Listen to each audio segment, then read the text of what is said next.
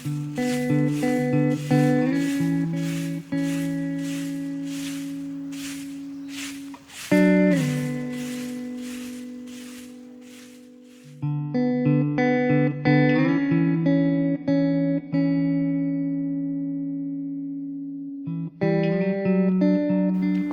ngene iki? Mangan sekrupuk tok.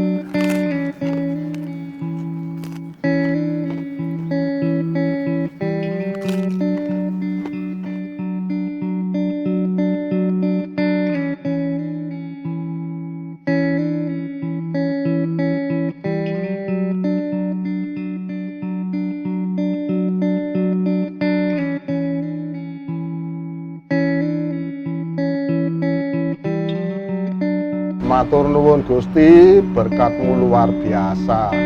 Meskipun dalam situasi pandemi corona, aku masih boleh menikmati berkatmu. Aku yakin Tuhan Yesus memberkati hidupku lebih baik lagi.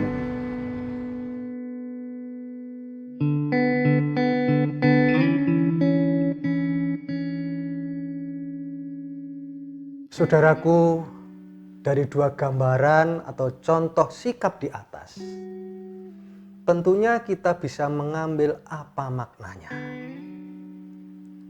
Kita bisa bertanya kepada diri sendiri,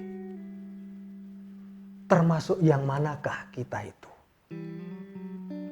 Orang yang suka mengeluh, sambat, atau sebagai orang yang senantiasa bersyukur kepada Tuhan? Harus kita yakini bahwa bersyukur itu jauh lebih baik daripada mengeluh. Sehingga mestinya orang tidak akan mengeluh. Bersyukur itu berkaitan dengan persoalan pikiran dan hati kita. Persoalan rohaniah. Persoalan rohani inilah yang akan mempengaruhi perjalanan hidup manusia. Itu artinya, jika hati dan pikiran kita selalu baik, maka dalam kehidupan kita akan hadir hal-hal yang baik, yaitu sebuah kebahagiaan. Bagaimana cara mendapatkan kebahagiaan itu? Bagaimana supaya hidup ini penuh dengan rasa syukur? Bagaimana supaya hidup ini tidak hanya sambat terus? Untuk mendapatkan itu semua sebenarnya mudah atau gampang. Tinggal orangnya mau atau tidak. Semuanya ada dalam pikiran dan hati kita. Apa iya? Iya. Kalau pikiran dan hati kita positif, maka tubuh akan menghasilkan hormon kebahagiaan lebih baik. Tidak perlu mencari-cari sumber kebahagiaan dari luar sana. Hanya melihat ke dalam diri sendiri, maka kebahagiaan dan bahkan juga kesehatan akan didapatkan. Itulah yang sering disebut dengan hormon endorfin. Ini sebuah istilah medis. Menariknya, hormon kebahagiaan ini adalah juga hormon kesehatan. Kalau kita mau sehat, hormon ini harus banyak-banyak keluar dari tubuh kita. Karena hormon endorfin ini bisa memperkuat daya tahan tubuh dan meningkatkan stamina.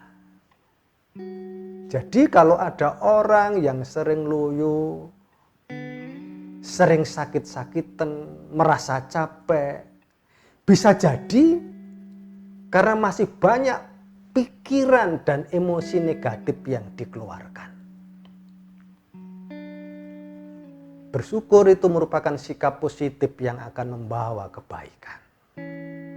Tanpa bersyukur, orang akan kehilangan rasa tanggung jawab atas apa yang sudah diterima. Hati dan pikiran harus dikendalikan agar tidak menjadi orang yang pandai mengeluh.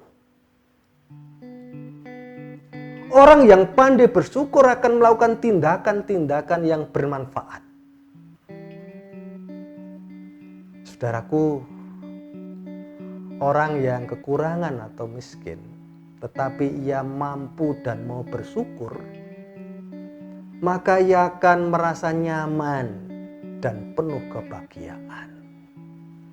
Sedangkan orang yang memiliki kekayaan berlimpah, tetapi bila ia tidak mau bersyukur, maka dengan segala macam perasaan kekurangan akan terus menggelanyut dalam pikirannya.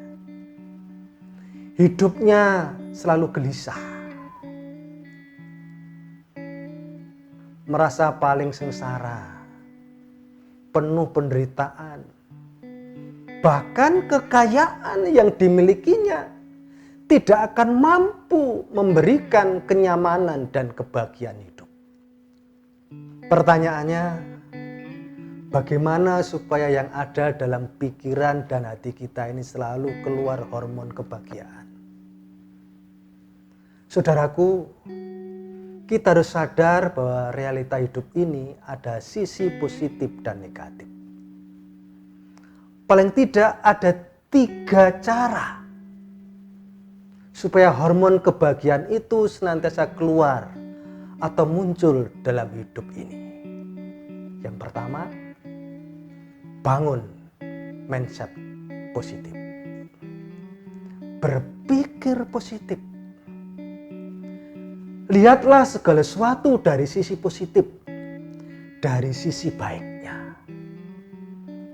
Sehingga yang ada dalam pikiran kita adalah hal-hal yang baik. Kalau yang dipikirkan adalah sisi negatif, yang terjadi adalah pikiran kita akan menjadi negatif. Akhirnya timbul rasa marah, kesal, iri, meri, sambat terus.